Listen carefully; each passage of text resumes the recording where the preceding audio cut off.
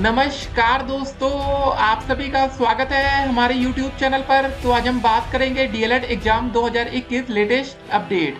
तो आज हमारी तारीख हो चुकी है 18 अक्टूबर 2021 की बड़ी अपडेट में सबसे पहले बात करेंगे आज की ब्रेकिंग न्यूज। जी हाँ दोस्तों, चतुर्थ सेमेस्टर परीक्षा कब होगी पूरी अपडेट देखेंगे। DElEd scholarship status. जी हाँ दोस्तों, जितने बच्चों की स्कॉलरशिप अभी तक नहीं आई है, क्या वो स्कॉलरशिप आएगी, पूरी अपडेट हम इस वीडियो में देखेंगे। एक और बड़ी अपडेट, पेपर लीक मामला, क्या निरस्त होगी परीक्षा। जी हाँ दोस्तों, आपको पता होगा कि कल जूनियर वाला पेपर था, जूनियर शिक्षक भर्ती का, और आपको बता दें जूनियर शिक्षक भर्ती परीक्षा का जो परिणाम है, रिजल्ट है, वो 12 नवंबर को घोषित हो जाएगा। एक और अपडेट देखिए, प्रश्न पत्र भेजकर मिटाई गई व्हाट्सएप चैट, लेकिन गैलरी ने खोल दी प्रिंसिपल और टीचर की पोल। जी हाँ दोस्तों, कैसे कैसे कल पेपर लीक का मामला सामने आया, वो अपडेट हम आपके सामने रखेंगे। एक और बड़ी अपडेट पहले हम आपके सामने रखते हैं, जरा इसको ध्यान से सुनिएगा। बेटी के लिए प्रश्न पत्र लीक कराने में प्रधानाचार्य व शिक्षक गिरफ्तार हो गए, लेकिन परीक्षा नियामक प्राधिकारी सचिव ने पेपर आउट से किया इनकार। मतलब एक तरफ दोस्त यहाँ पर पहले ही पेपर आउट हुआ था, उसके रिकॉर्ड है दोस्तों, सारी कुछ चीजें हैं, लेकिन एक तरफ हमारे सचिव जी बोल रहे हैं कि भैया पेपर आउट नहीं हुआ। ये आपके सामने पूरी अपडेट है, तो आप अंदाजा लगा सकते हैं कि जब अगली बार आप लोग शिक्षक भर्ती में सम्मिलित होंगे, यही दोस्तों, अब हमारा यूपी टेट का पेपर 28 नवंबर को हो जाएगा, उसके बाद सीटेट का पेपर दिसंबर में। तो मान लेते दोस्तों, अगर हमारी नई भर्ती का नोटिफिकेशन जनवरी में आता है, अगर आपको उसमें मौका दिया जाता है, तब सोचिए अगर पेपर लीक हो गया तब क्या होगा आपके साथ। और आपको बता दें, जो ये भर्ती निकली थी ना, बहुत ज्यादा पदों पर नहीं थी, 1894 टोटल पद थे। एक और बात बता दें, 1504 सहायक अध्यापक के पद थे, जिसमें दोस्तों डीएलएड और बीएड के छात्रों को मौका दिया गया। तो आप अंदाजा लगा सकते हैं कि 1500 पदों पर अगर कोई भर्ती परीक्षा पेपर लीक हो जाता है, मान लेते 100, 200, 300, 400 लोगों को भी मिल गया, तो बताइए कैसे नौकरी मिल पाएगी। बाकी डीएलएड का पेपर आउट होता है कि नहीं, ये बात आप लोग बहुत ही अच्छे से समझ चुके होंगे। तो दोस्त, ये पूरा मामला है, पूरी अपडेट हम आपके सामने रखेंगे। एक और बड़ी अपडेट निकल कर आई कि कोरोना से जान गंवाने वाले आश्रितों को मिलेंगे 50-50 हजार रुपए, 30 दिन हो सकती है समय सीमा। जी हाँ दोस्तों, पूरी अपडेट आपके सामने रखेंगे। देखिए, सहायक अध्यापक भर्ती परीक्षा में सालभर सहित 2 गिरफ्तार हो गए, 4 लाख रुपए में लिया था ठेका। सोचिए, जिन बच्चों के पास 4 लाख रुपए होगा, देखिए जो लोग गिरफ्तार हो गए उनकी अपडेट तो हम आपके सामने रख पा रहे हैं, लेकिन बहुत से ऐसे भी तो होंगे जो गिरफ्तार नहीं हुए होंगे। अब वो किसी न किसी की नौकरी कन्फर्म करा दी होंगे, तब आप समझ सकते हैं दोस्तों कि कैसे नौकरी यहाँ पर मिलती है। और जब छोटी वैकेंसी होती है, पद कम होते हैं, अगर पेपर लीक का मामला या सालभर गैंग एक्टिव हो जाता है, तब फिर आम बच्चों को नौकरी मिलना काफी ज्यादा मुश्किल हो जाता है।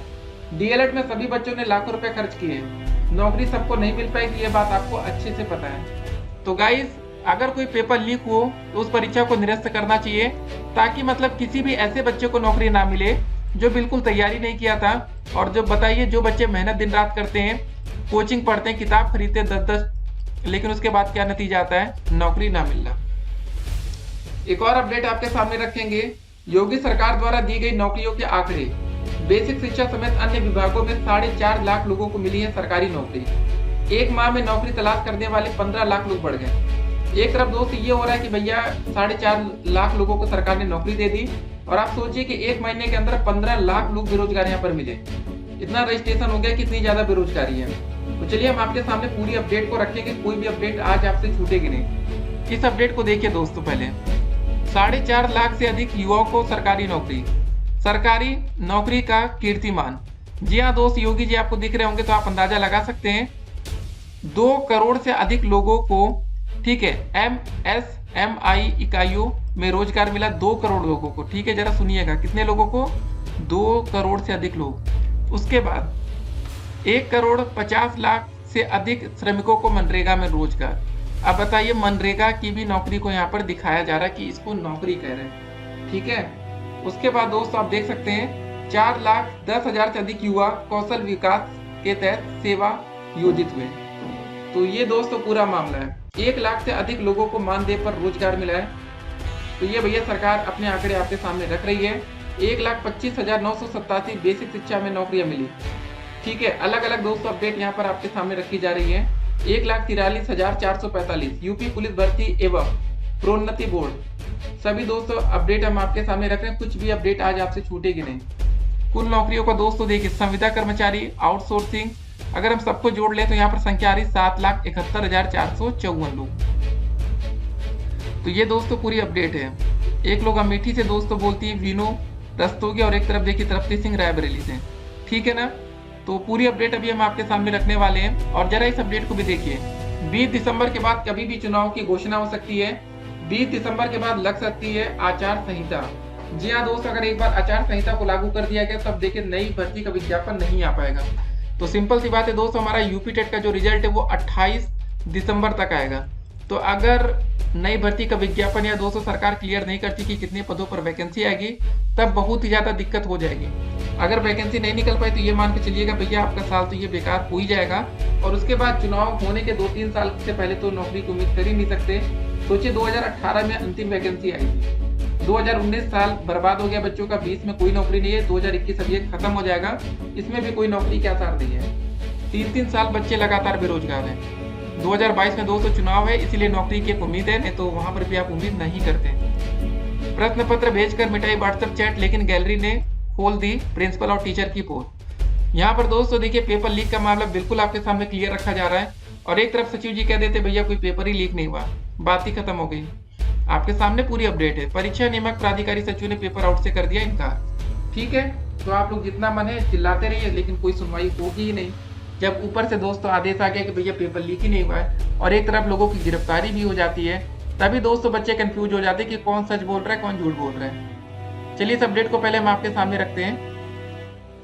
प्रयागराज से अपडेट है और वीडियो को आप लोग शेयर करिएगा दोस्तों। ठीक है, कभी भी पेपर लीक का समर्थन मत करिए। अगर आप मेहनत करेंगे तो नौकरी पाना ज़्यादा आसान है। और पेपर लीक में यही होता है दोस्तों, जिन बच्चों के पास सेटिंग अच्छी है, पैसा ज़्यादा है, साल भर रख देते हैं अपनी जगह, उनको तो भैया नौकरी मिल जाती है। और रिस्क भी इतना होता है, या तो आर या तो पार, या तो दोस्तों आप बन ही जाएंगे या तो बिल्कुल बर्बाद हो जाएंगे। ठीक है, तो इस अपडेट को जरा देखिए।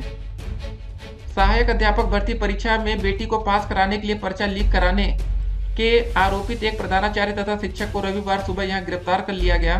स्पेशल टास्क फोर्स एसटीएफ ने स्कूल पहुंचकर doctor care Katju inter college की कीर्तगंज के प्रधानाचार्य रामनयन द्विवेदी तथा सहायक अध्यापक अशोक तिवारी की गिरफ्तारी की।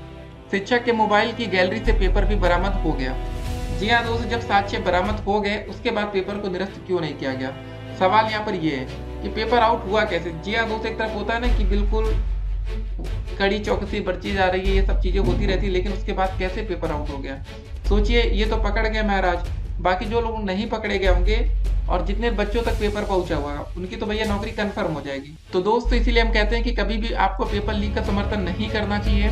अब एक तो इतने लिमिटेड पद थे यहाँ पर और काफी बच्चे लंबे समय से इंतजार कर रहे थे कि कब इसका पेपर हो, कब हमारी नौकरी लगे। तो दोस्तों पूरा मामला हमने आपके सामने रखा। अब देखिए बात होगी डीएलएड स्कॉलरशिप स्टेटस को लेकर। जी हाँ दोस्त, इसका लिंक वैसे हमने कमेंट बॉक्स में दे रखा है। देखिए क्या है ना मामला, जब चुनाव करीब आएगा तो हो सकता है कि आप लोगों की स्कॉलरशिप दे दी जाए। कुछ दिन पहले न्यूज़पेपर के माध्यम से ये अपडेट भी निकल कर आई। अब देखिए चतुर्थ सेमेस्टर परीक्षा, जी हाँ दोस्त, ये बहुत ही ज्यादा जरूरी है क्योंकि अभी जो हमारा रिजल्ट आएगा द्वितीय सेमेस्टर का और चतुर्थ सेमेस्टर का। सिंपल सी बात है, अभी तक का जो चतुर्थ सेमेस्टर का रिजल्ट पिछली बार से आ रहा है, 2 बार 3 बार लगातार, हर बार दोस्तों लगभग 30,000 40,000 बच्चों की बैक लगती है।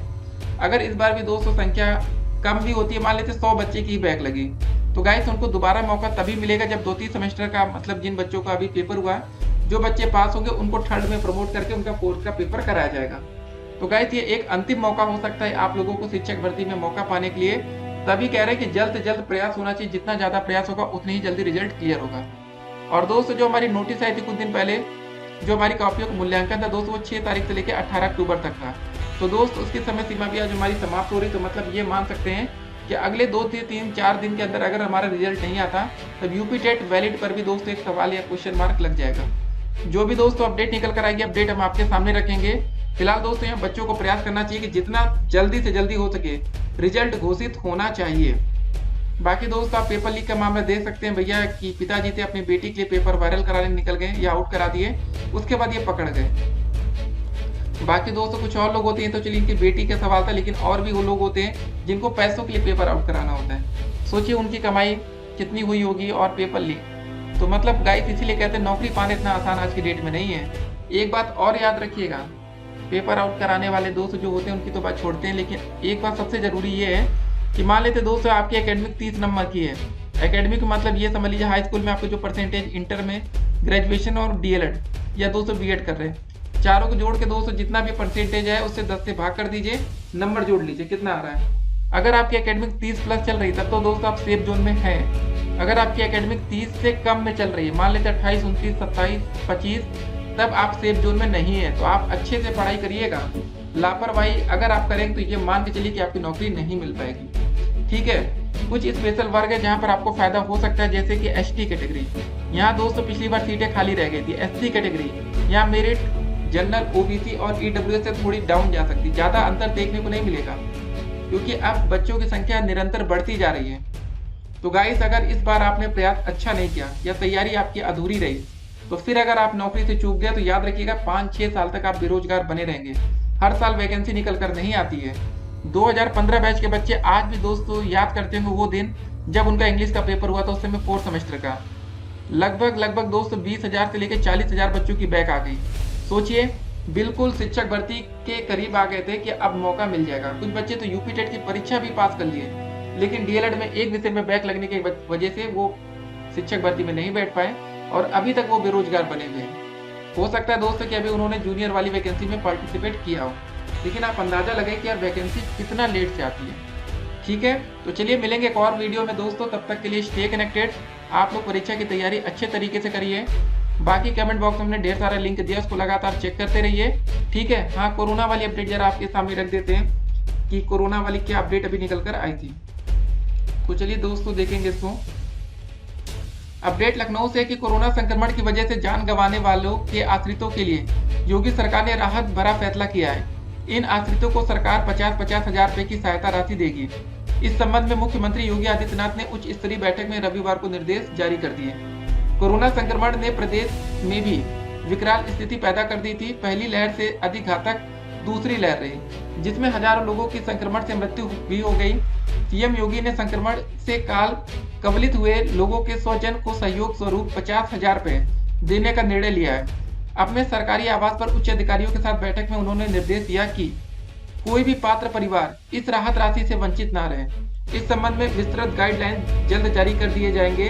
उन्होंने कहा कि राहत राशि के विवरण के लिए सभी जिलों में जिलाधिकारी की अध्यक्षता में एक समिति गठित कर दी जाए। केंद्र सरकार के दिशा निर्देशों के अनुरूप राहत राशि देने के लिए सभी तैयारियां कर ली जाए। रविवार को जारी कोरोना रिपोर्ट के मुताबिक अब तक प्रदेश में 22,898 कोरोना संक्रमितों की मृत्यु हो चुकी है। उल्लेखनीय कि कोरोना से जान गंवाने वालों के आश्रितों को 50,000 रुपए मुआवजा के बारे में केंद्र सरकार ने बीते दिनों सुप्रीम कोर्ट में शपथ पत्र दाखिल किया था। केंद्र ने सुप्रीम कोर्ट को बताया था कि मुआवजे की रकम राज्य आपदा मोचक निधि से दी जाएगी। 30 दिन हो सकती है समय सीमा। सरकार इस फैसले को लेकर गाइडलाइन जारी करने जा रही है। वैसे सूत्रों ने बताया कि इसमें 30 दिन की समय सीमा को पात्रता का आधार बनाया जा सकता है। यदि कोरोना पॉजिटिव रिपोर्ट आने के बाद 30 दिन में किसी व्यक्ति की मृत्यु हुई है तो उसे सहायता राशि का पात्र माना जा सकता है। ठीक है दोस्तों, तो ये बात है। तो चलिए, अगर आपके जान पहचान में कोई हो तो उनको बता दीजिएगा। कम से कम होता ना कि कंडीशन जब सही ना हो तो कुछ राशि भी मिल जाए, तब भी वो काफी ठीक ठाक होती है। तो चलिए दोस्तों, मिलेंगे एक और वीडियो में और भी अधिक अपडेट के साथ। फिलहाल पेपर लीक का मामला देख लीजिए आप लोग। ठीक है, डीएलएड का भी पेपर वायरल हुआ था, लीक हुआ था, ये बात आपको पता है ना।